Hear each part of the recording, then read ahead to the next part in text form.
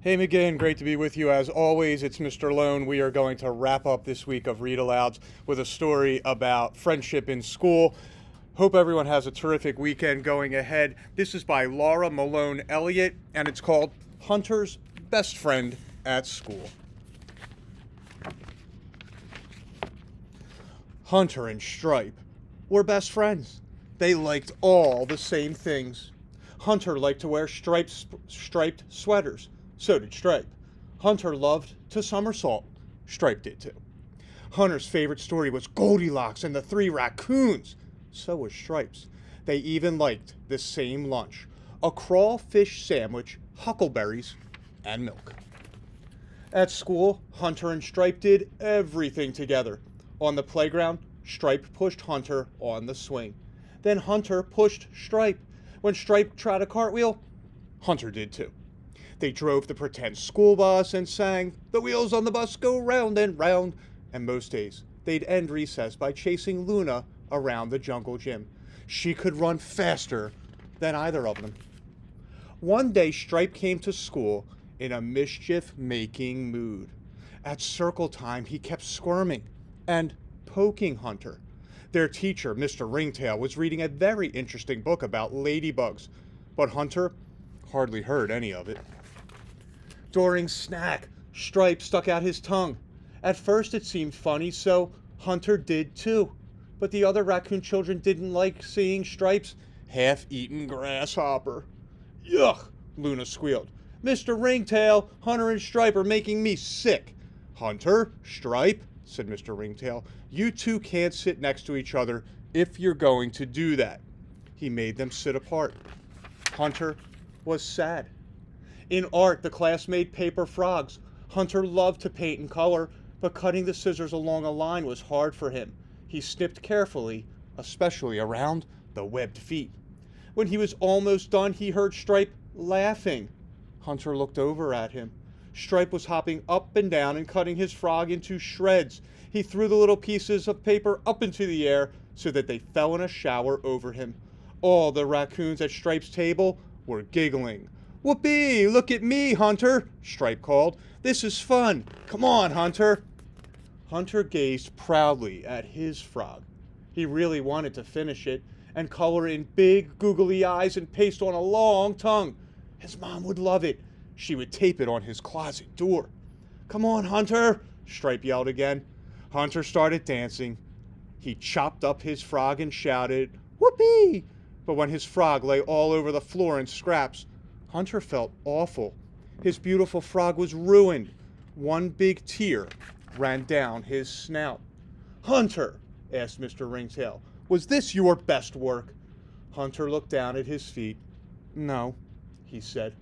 Mr. Ringtail thought a moment, and then he said, "Let's pick up the pieces and put them in your backpack." The rest of the day was terrible. Stripe acted mad at Hunter. Luna didn't want to be chased on the playground. When Hunter got home, he tried to sneak his backpack into his bedroom, but his mom saw him as he reached the stairs. "Let's see what you brought home today," she said.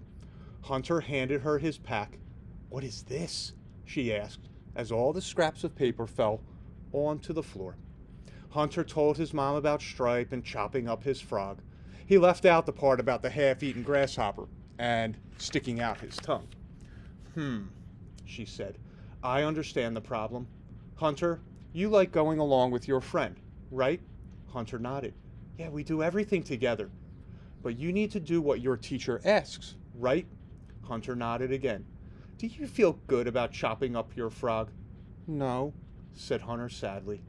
His mom hugged him. "You know what? I bet Stripe doesn't feel good about acting so silly either. Being a best friend doesn't mean always following along. Sometimes being a best friend means you have to help your friend be his best self." The next day, Hunter worried all the way to school. What if Stripe acted up again? At circle time, Stripe lay flat on the floor and rolled back and forth as Mr. Ringtail read a book about turtles. Hunter thought about copying his friend, but he knew he really didn't want to. So Hunter frowned at Stripe.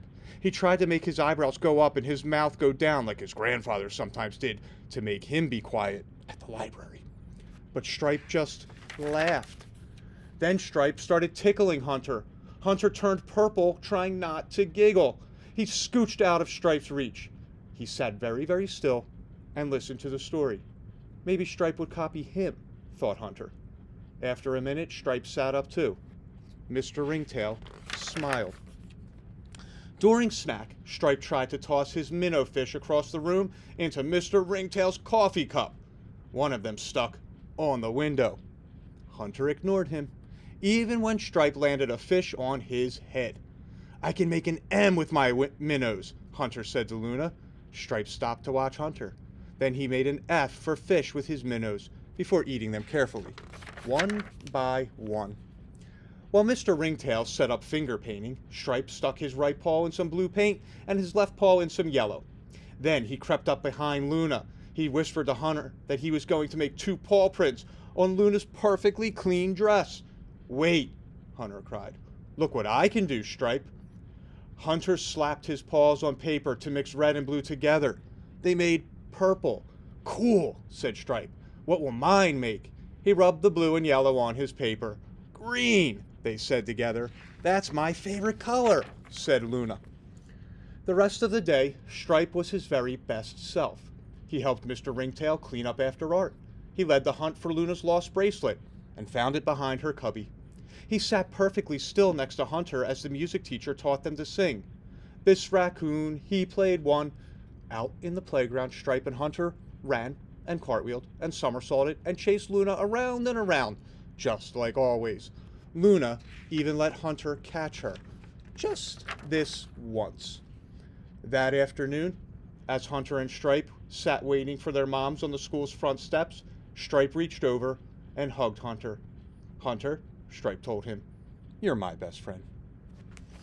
So boys and girls, I hope you enjoyed a great story about doing the right thing in school, setting a good example, not always getting caught up if you see something that's not appropriate. Try to do the right thing and show those actions that others might jump in and follow your model behavior in school. McGinn, you have a terrific weekend ahead. We'll be back for the short week next week leading into the Thanksgiving break. I'll see you soon.